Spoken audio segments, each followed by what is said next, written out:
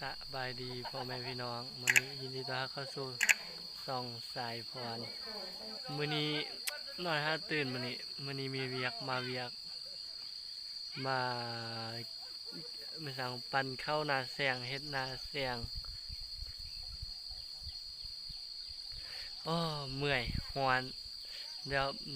เฮาจะพาไปเบิ่งเนาะการปั่นข้าวอันที่บ้านค่อยเฮ็ดแนวใดไปเบิ่งกันเลยมื้อนั้นเนาะเขากำลังปั่นข้าวเอาไปเบิ่งวิธีกันเลยว่าปั่นแนวเด้อ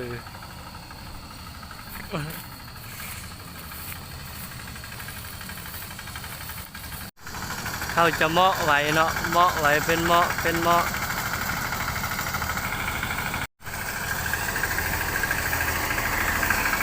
แล้วเขาจะเหมาะไว้จะนี่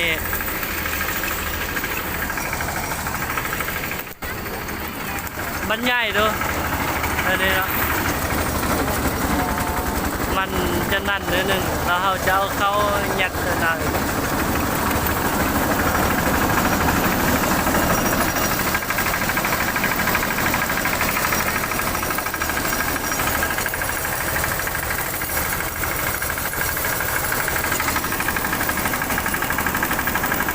เข้าใส่เข้าแต่เป้าไม่ได้ยินครับ